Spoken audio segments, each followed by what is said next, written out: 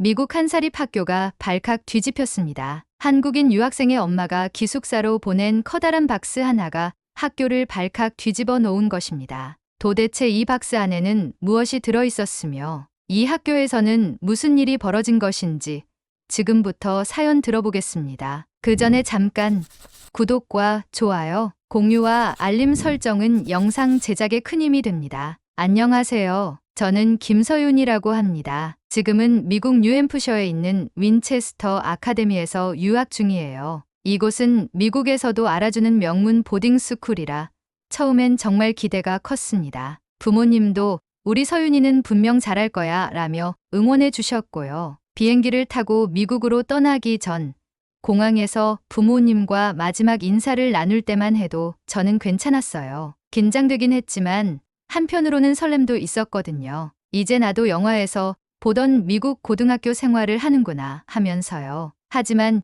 인천공항에서 출발해 14시간 넘게 비행기를 타고 보스턴 공항에 도착한 순간부터 제 기대는 산산조각 나기 시작했습니다. 공항에 도착하자마자 미국 동부 특유의 차가운 바람이 훅 불어왔어요. 한국에서도 겨울을 많이 겪었지만 여기 공기는 유독 날카롭고 매서웠습니다. 아, 여기가 미국이구나 하는 생각이 들었어요. 학교에서 제공한 픽업 차량을 타고 2시간 정도 이동했어요. 창밖으로 보이는 풍경은 한국과는 완전히 달랐어요. 고층 건물보다는 낮은 주택이 많았고 가을이 끝나가는 시기여서인지 울긋불긋한 단풍이 가득했죠. 이국적이다라는 감탄이 들다가도 점점 낯선 환경에 대한 두려움이 몰려왔습니다. 드디어 윈체스터 아카데미에 도착했습니다. 유서 깊은 명문 사립학교답게 고풍스러운 벽돌 건물들이 줄지어 서 있었어요. 마치 영화 해리포터에 나오는 호그와트 같은 느낌이었죠. 하지만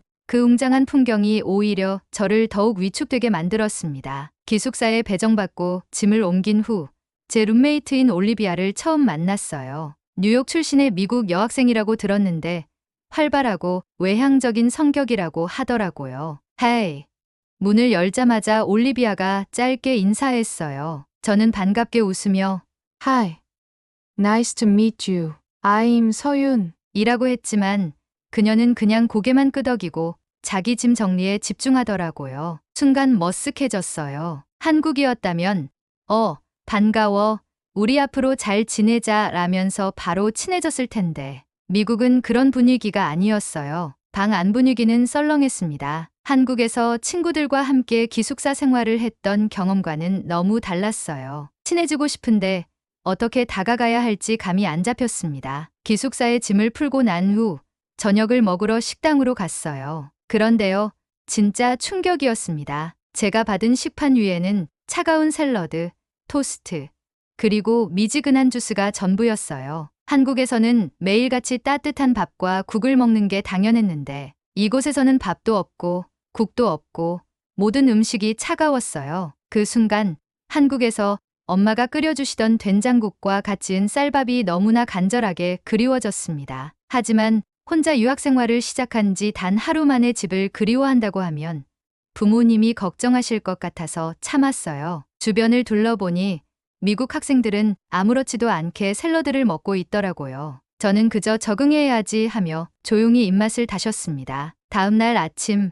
첫 번째 수업을 들으러 갔어요. 미국의 수업 방식은 한국과 정말 달랐습니다. 한국에서는 선생님이 설명을 많이 해주셨는데 여기서는 학생들이 적극적으로 참여하는 토론식 수업이 많았어요. 특히 사회 수업에서 교수님이 던진 질문에 학생들이 줄줄이 자기 의견을 말하는데 저는 제대로 한마디도 하지 못했어요. 머릿속으로는 이건 이렇게 말해야겠다 정리하고 있는데 벌써 다음 학생이 말을 하고 있더라고요. 그러다 보니 수업이 끝날 때까지 입도 못 댔습니다. 서윤, 오늘 수업 어땠어? 같은 반 친구인 에밀리가 물어봤어요. 그녀는 미국인이지만 아시아 문화에 관심이 많아서인지 저에게 먼저 말을 걸어준 몇 안 되는 친구였어요. 저는 어색하게 웃으며 생각보다 어려웠어 라고 대답했어요. 에밀리가 괜찮아.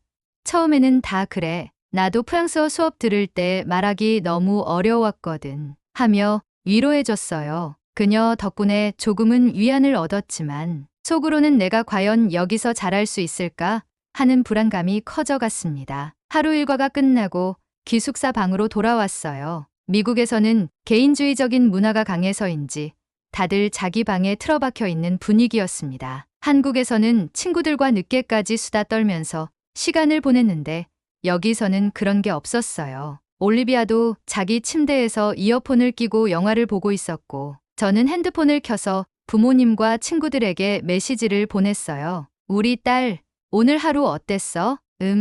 그냥 그래. 수업이 좀 어려워서. 그래도 서윤이는 잘할 거야. 힘들면 언제든 전화해. 그 짧은 대화에서도 엄마의 걱정이 느껴졌어요. 하지만 저는 괜찮아, 잘할 수 있어라며 스스로 다짐했어요. 그렇게 하루, 이틀 시간이 지나면서 점점 더 외로움이 커졌어요. 아침에 눈을 뜨면 오늘도 하루를 어떻게 버틸까 하는 생각부터 들었어요. 매일 추운 식당에서 차가운 샐러드를 먹고 토론 수업에서 아무 말도 못하고 기숙사에서는 혼자 핸드폰만 보며 시간을 보내는 생활이 반복됐어요. 그리고 밤이 되면 너무 춥고 외로웠습니다. 기숙사 난방이 약해서 침대가 얼음장 같았고 한국의 따뜻한 온돌이 간절했어요. 엄마, 나 그냥 한국으로 돌아가고 싶어. 이 말을 꺼내고 싶었지만 부모님이 저를 위해 희생한 걸 알기에 차마 말하지 못했어요. 그렇게 제 유학 생활은 시작부터 고난의 연속이었습니다. 유학 생활이 시작된 지 한 달이 지나자 저는 점점 지쳐갔습니다. 처음에는 단순한 낯설음이라고 생각했지만 시간이 갈수록 이곳의 문화와 생활 방식에 적응하는 게 쉽지 않다는 걸 깨달았어요. 특히 미국의 겨울은 저에게 가장 혹독한 시험이었습니다. 뉴햄프셔의 겨울은 한국과는 비교도 할 수 없을 정도로 매서웠습니다. 12월이 되자 기온이 영하 15도까지 내려갔어요. 아침에 창문을 열면 눈이 가득 쌓여 있었고 바람이 세차게 불어 얼굴이 얼얼할 정도였습니다. 한국에서도 겨울을 경험했지만 적어도 실내는 따뜻했거든요. 그런데 윈체스터 아카데미의 기숙사는 난방이 약해서 방 안에서도 한기가 느껴질 정도였습니다. 특히 밤이 되면 잠을 제대로 잘 수가 없었습니다. 침대가 차갑고 두꺼운 이불을 덮어도 온기가 돌지 않았어요. 몸을 웅크리고 잤지만 깊은 잠에 들지 못하고 계속 뒤척였죠. 새벽에 잠에서 깨 이불을 끌어안고 떨고 있을 때면 한국의 따뜻한 온돌방이 너무나 그리웠습니다. 한국에서는 바닥이 따뜻해서 겨울에도 훈훈했는데 침대 속에서 핸드폰을 켜고 시간을 보면 새벽 3시였습니다. 몇 시간 후면 수업을 들어야 하는데 몸은 피곤한데도 잠이 오지 않았습니다. 결국 핸드폰을 들여다보며 한국에 있는 가족과 친구들의 메시지를 확인하는 게 유일한 위안이었어요. 야, 서윤아, 너 미국 생활 어때?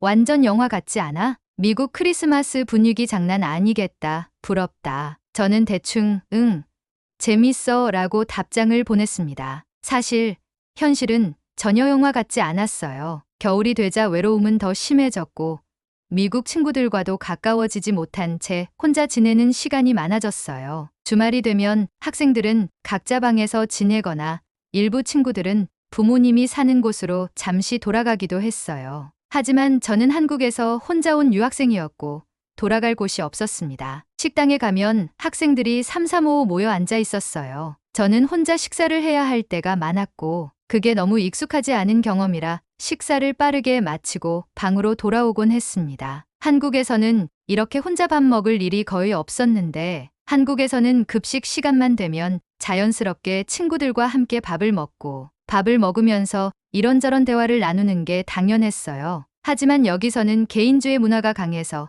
각자 시간을 보내는 게 익숙한 분위기였습니다. 심지어 같은 반 친구인 올리비아도 기숙사에서는 저와 거의 말을 섞지 않았어요. 처음에는 제가 뭔가 잘못했나 싶었지만 시간이 지나면서 미국 학생들은 원래 이렇게 서로에게 거리감을 두고 생활하는 경우가 많다는 걸 깨달았어요. 겨울방학이 다가오면서 기말 시험 준비가 시작됐어요. 미국의 수업 방식에 익숙해지지 않은 저는 시험 준비도 힘들었어요. 특히 영어 에세이가 가장 어려웠습니다. 한국에서는 주어진 자료를 바탕으로 논리를 정리하는 방식으로 공부했다면 미국에서는 학생 스스로 분석하고 논리적으로 자신의 생각을 정리하는 게 중요했어요. 그런데 저는 영어로 글을 쓰는 게 익숙하지 않아서 에세이 한 편을 쓰는데도 몇 시간이 걸렸어요. 밤늦게까지 도서관에 남아서 공부하고 있는데 같은 반 친구 에밀리가 다가왔어요. 서윤, 아직도 여기 있어? 응.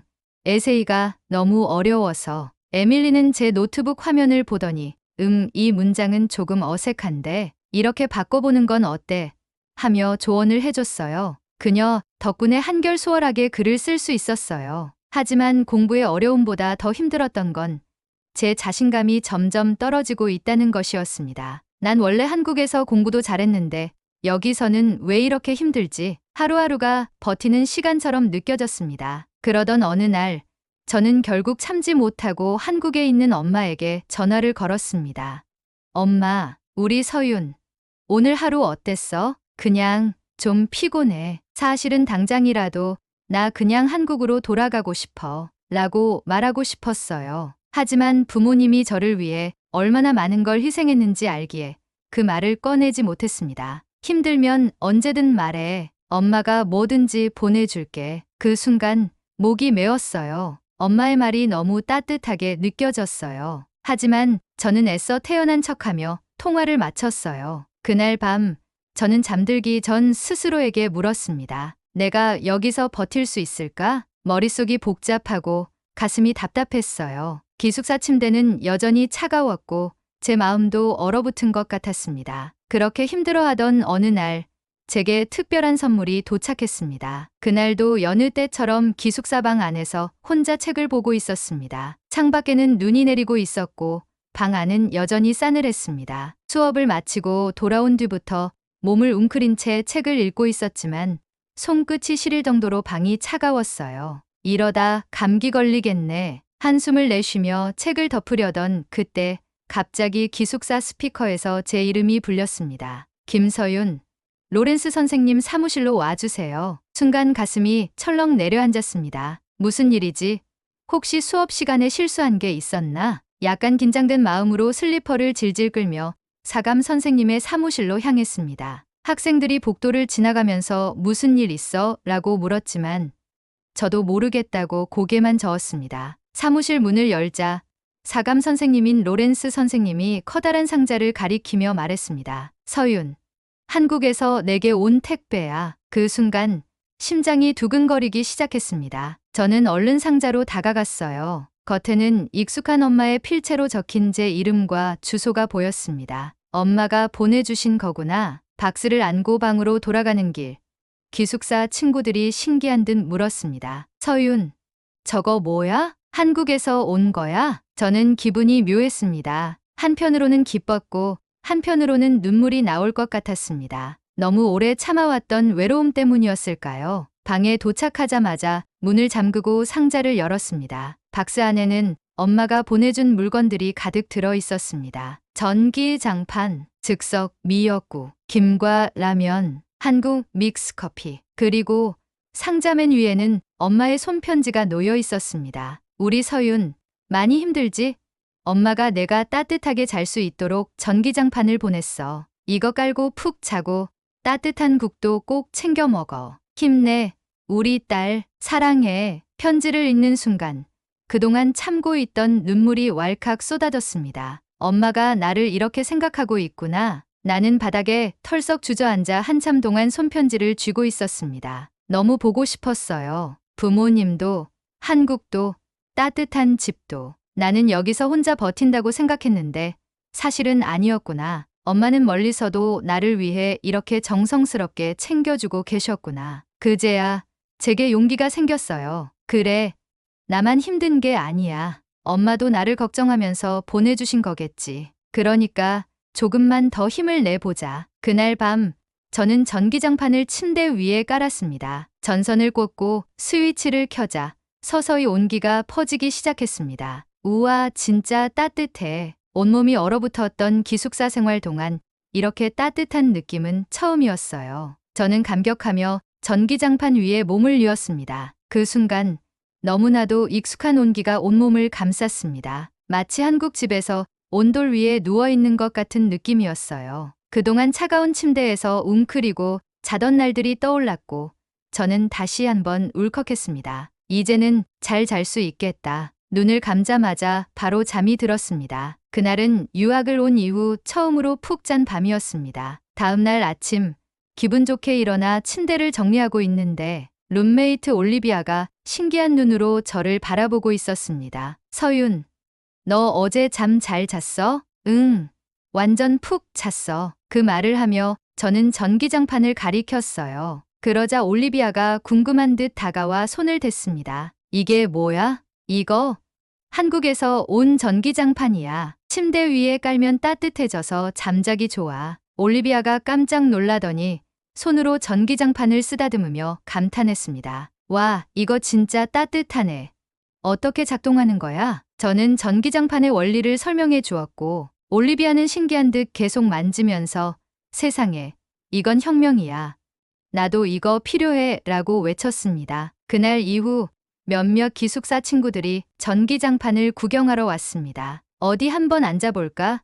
오, 완전 따뜻해. 이건 한국에서만 살 수 있는 거야? 생각지도 못한 반응이었어요. 저는 한국에서는 흔한 전기장판이 미국에서는 이렇게 신기한 물건이 될 줄 몰랐습니다. 며칠 후 도서관에서 밤늦게까지 공부하고 돌아왔는데 올리비아가 피곤한 얼굴로 책상에 앉아 있었습니다. 시험 준비 때문에 지쳐 보였어요. 저는 갑자기 엄마가 보내주신 믹스커피가 떠올랐어요. 이거 한 잔 주면 좋아하지 않을까? 저는 한국에서 보내온 종이컵에 믹스커피를 타서 올리비아에게 건넸습니다. 올리비아, 이거 마셔봐. 올리비아는 놀란 듯한 표정을 지으며 한 모금 마셨는데 곧바로 눈이 휘둥그레졌습니다. 이거 뭐야?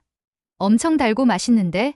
이게 커피야. 룸메이트 올리비아와 서먹서먹했던 마음이 믹스커피로 눈처럼 녹아내렸습니다. 그날 이후 기숙사 친구들이 서윤, 나도 믹스커피 한 잔만 하며 저를 찾아오기 시작했습니다. 저와 기숙사 친구들은 시험 기간마다 믹스커피를 나눠 마시며 힘든 공부를 함께 견뎠습니다. 작은 따뜻함이 저와 친구 사이의 벽을 허물기 시작한 순간이었습니다. 전기장판과 믹스커피 덕분에 기숙사 생활이 점점 더 따뜻해지고 친구들과의 거리도 가까워지고 있었습니다. 하지만 좋은 일만 계속되지는 않더군요. 어느 날 기숙사 스피커에서 다시 한번 저의 이름이 불렸습니다. 김서윤, 사무실로 와주세요. 지난번에는 한국에서 온 택배를 받았지만 이번에는 뭔가 다른 느낌이었습니다. 친구들도 놀란 표정으로 저를 바라보며 무슨 일 있어? 라고 물었지만 저도 모르겠다고 고개를 저었어요. 사감 선생님 방에 들어가자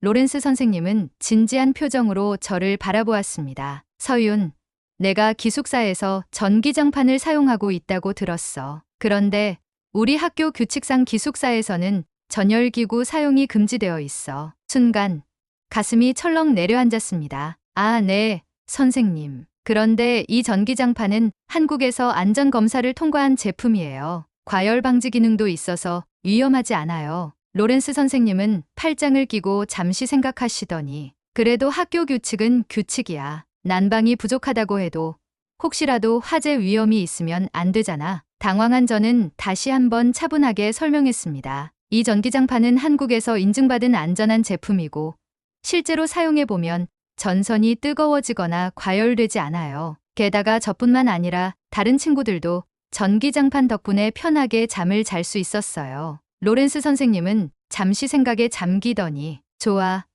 그러면 내가 직접 제품을 조사해 볼게. 정말 안전한 제품이라면 허용할 수 있도록 검토해 보겠다. 그렇게 해서 저는 로렌스 선생님께 전기장판의 제품 설명서와 인증 정보를 보여드렸습니다. 선생님은 이를 꼼꼼히 검토하고 인터넷 검색까지 해가며 확인했어요. 며칠 후 로렌스 선생님이 저를 다시 부르셨습니다. 서윤, 확인해보니까 내가 말한 대로 이 전기장판은 안전한 제품이더라. 그래서 기숙사에서도 안전기준을 충족하는 전기장판에 한해서 사용을 허용하기로 했다. 순간 저는 안도의 한숨을 쉬었고 선생님께 감사 인사를 드렸습니다. 그 소식이 전해지자 친구들은 환호성을 질렀어요. 와, 서윤 덕분에 이제 우리도 전기장판을 쓸 수 있어. 나도 엄마한테 사달라고 할래. 그렇게 해서 한국의 전기장판은 기숙사에서 하나의 트렌드가 되었습니다. 처음에는 부끄러웠던 한국의 물건들이 이제는 친구들이 먼저 찾는 인기 아이템이 되었습니다. 전기장판과 믹스커피를 시작으로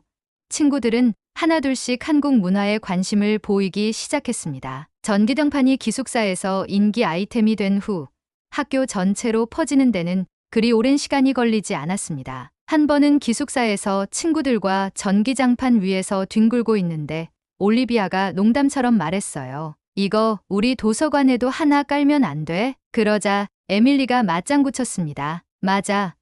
시험 기간에 도서관에서 공부하다 보면 엉덩이가 차가워서 너무 힘들어. 그 말을 들은 저는 웃으며 말했어요. 한국에는 실제로 도서관이나 카페에 온돌 바닥이 있는 곳도 많아. 겨울에 따뜻한 바닥에서 공부하면 정말 좋아. 그러자 친구들이 깜짝 놀랐어요. 진짜 바닥이 따뜻한 카페가 있다고? 한국 사람들은 진짜 똑똑한 것 같아. 미국에도 이런 거 있었으면 좋겠어. 이 이야기가 퍼지자 몇몇 학생들은 학교에 온돌 매트를 설치해달라는 요청서를 제출하기도 했습니다. 심지어 학생 신문에서도 이 현상을 다루기 시작했어요. 한국식 온돌 문화 윈체스터 아카데미에서도 가능할까? 기사에는 저와 몇몇 친구들의 인터뷰가 실렸고 한국의 따뜻한 바닥 문화에 대한 설명이 담겨 있었습니다. 결국 학교 측에서는 기숙사 휴게실 한 곳에 난방이 되는 온돌 러그를 시험적으로 설치했고 학생들의 반응은 폭발적이었습니다. 와, 이거 완전 한국 스타일이잖아. 진짜 따뜻해. 나 여기서 살래. 그렇게 한국식 온돌 문화는 기숙사를 넘어 학교 전체에 점점 퍼지고 있었습니다. 전기장판이 기숙사에 온돌 혁명을 일으켰다면 믹스커피는 학생들 사이에서 필수템이 되었습니다. 시험 기간이 되자 친구들은 자동으로 저를 찾아왔어요. 서윤, 믹스커피 한 잔만 타줄 수 있어? 이제 이거 없으면 공부 못해. 어느 날은 한밤중에 노크 소리가 나더니 소피아와 에밀리가 피곤한 얼굴로 찾아왔습니다. 서윤, 나 커피 없으면 진짜 오늘 밤 버티기 힘들어. 저는 웃으면서 따뜻한 믹스커피 2잔을 건넸어요. 친구들은 커피를 한 모금 마시자마자 얼굴이 환해졌습니다. 아, 이 달달함.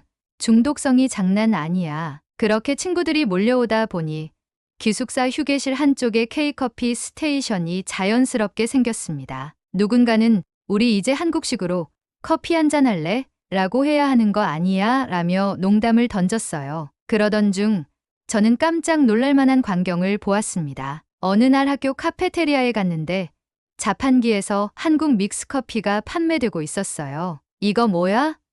우리 학교에 믹스커피가 있다고 친구들이 한마디씩 했어요. 서윤, 너 진짜 영향력 장난 아니야. 한국 믹스커피가 학교까지 들어오다니. 그날 이후 학생들 사이에서 서윤스 스페셜 커피라는 별명이 붙었습니다. 믹스커피와 전기장판이 인기를 끌면서 자연스럽게 한국 음식에 대한 관심도 커졌습니다. 서윤, 한국에서는 뭐가 제일 맛있어? 김치찌개, 떡볶이?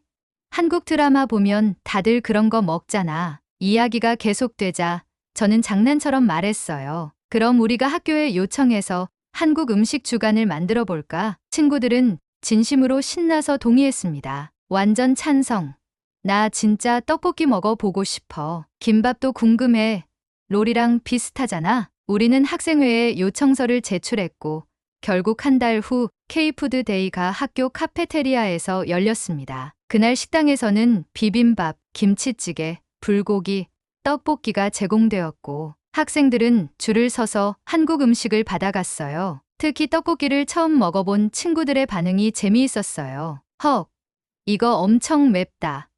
근데 중독성 있어. 불고기 완전 맛있어. 한국인들은 대체 뭘 먹고 사는 거야. 그날 이후 학생들은 한국 음식에 빠져들기 시작했고 학교 카페테리아에서는 한 달에 한 번 K푸드 스페셜 메뉴가 제공되기 시작했습니다. 이제는 단순한 관심을 넘어서 한국 문화가 학교 수업의 주제로 다뤄지기 시작했습니다. 사회 수업 시간에 교수님께서 온돌 문화와 한국의 겨울 생활 방식에 대해 이야기하셨고 저는 자연스럽게 수업에서 발표를 하게 되었습니다. 한국에서는 겨울에 온돌이 깔린 방에서 따뜻한 국을 먹는 게 너무나 당연해요. 저는 미국에서 처음으로 난방이 약한 기숙사에서 생활하면서 한국의 온돌이 얼마나 소중한 문화인지 깨달았어요. 발표가 끝난 후 교수님이 말씀하셨습니다. 서윤, 정말 흥미로운 발표였어. 덕분에 한국 문화에 대해 더 많이 알게 됐어. 그날 이후 저는 더 이상 수업 시간에 조용히 앉아 있는 학생이 아니었습니다. 친구들은 수업이 끝난 후에도 저에게 질문을 하기 시작했어요. 서윤, 한국에서는 명절에 뭐 먹어? 한국 가면 꼭 해야 할 것 3가지만 추천해줘. 심지어 한 친구는 나 방학 때 한국 가기로 했어 라고 말하기까지 했습니다. 믹스커피 한 잔에서 시작된 작은 변화가 결국 한국 문화 전체에 대한 관심으로 이어지고 있었습니다. 어느 날 밤, 저는 엄마와 영상 통화를 했습니다. 엄마, 나 이제 여기서도 행복해. 그래? 우리 서윤이 많이 힘들었을 텐데. 응.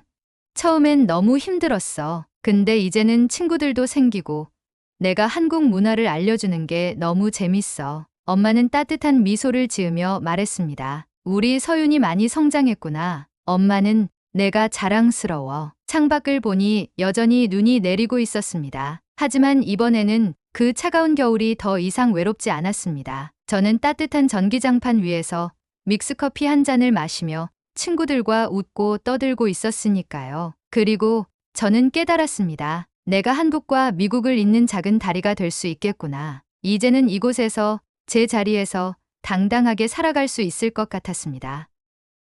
오늘의 사연은 여기까지입니다. 여러분의 생각을 댓글로 표현해 주시면 많은 도움이 됩니다. 오늘의 이야기가 감동이 되었다면 구독과 좋아요도 꼭 부탁드립니다. 앞으로도 더 많은 이야기를 통해 여러분께 감동과 영감을 전해드리겠습니다. 영상 시청해 주셔서 감사합니다.